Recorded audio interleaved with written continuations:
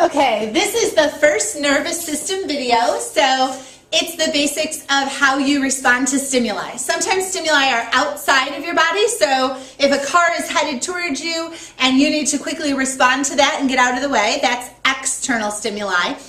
Internal stimuli could be like your stomach growling and making you realize, wow, I need to eat something. Or your blood sugar being too low and your body responding and saying, oh, we need to release some of our stored glycogen as glucose.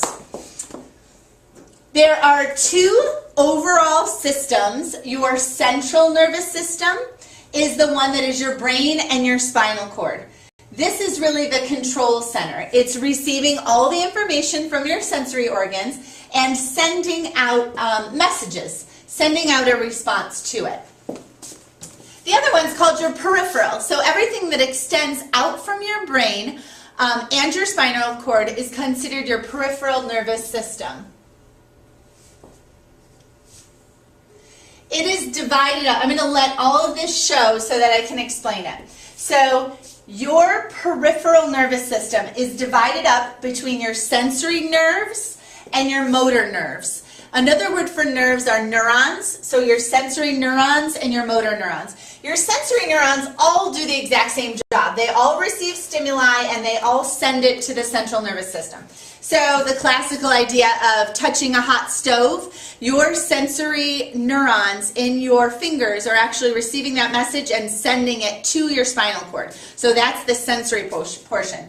The motor portion is a little bit divided. There are motor neurons that go to things that you have control over and you think about. That's called voluntary. So your somatic nervous system controls all of your voluntary muscles. So anything that you act out and think about moving, like your arms or your legs.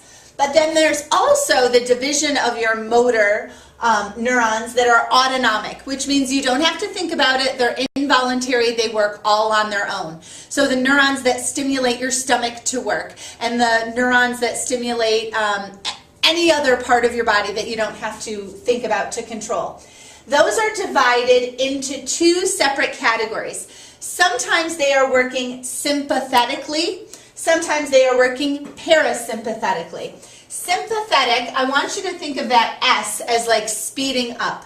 Your sympathetic nervous system allows you to respond. It's called your fight, flight, or fight response. So you're going to decide right away, hey, should I get out of here or should I fight whatever this stimulus is? So that is all of the things that are going to increase your blood sugar, increase your heart rate, increase your breathing rate, and get you really pumped up and ready to fight. Parasympathetic slows you down, calms you down. So if you think S for speed up, the parasympathetic slows your body down. If you're not busy working to fight something, you can actually work on digestion. That's the one thing that actually goes up. Everything else, breathing rate goes down, heart rate goes down, blood pressure goes down. They're much more calm. All right, this diagram I will actually copy for you, but I just wanted to show you because it shows you all these different parts that we're talking about of the nervous system. So here's your brain, and I like this diagram because it shows you what different things that are going on, where they're controlled within your brain and the different lobes of your brain. So your cerebrum, your cerebellum, and your medulla. Cerebrum is your entire, thought processes and how you sense things. Cerebellum is your voluntary control of your muscles and coordination, and medulla are a lot of involuntary things like breathing. Then they divide it up into autonomic and somatic, because here this is your peripheral nervous system. So extending off of the spinal cord, you've got parasympathetic, rest and digest, sympathetic, fight or flight, and over here on this side, with the somatic, that is all your voluntary. That's all of your controlled part. And another diagram sort of shows the same idea. I just liked both of them. I'll copy them for you. All right, on to B, types of nerve cells. All nerve cells are called neurons, and they all have this same basic structure. This is the cell body of the neuron, and it has these finger-like projections. These are called dendrites. And on the dendrite are receptors. So I added these black receptors to the diagram here. They could each have a different shape specific for neurotransmitters that would be in this space here. Then there's a long section called the axon, and it could be wrapped around in a myelin sheath. That actually speeds up the conductions and allows them to send a signal quicker. At the end is the axon terminal, and the space is called the synapse. There's always a space between neurons. So this is what one neuron looks like. There are types of neurons. You have sensory neurons. Those receive the stimulus from your sensory organs and passes the message to your central nervous system. So again, that is like your fingertips touching that hot stove. That's the stimulus, sending a message to your spine.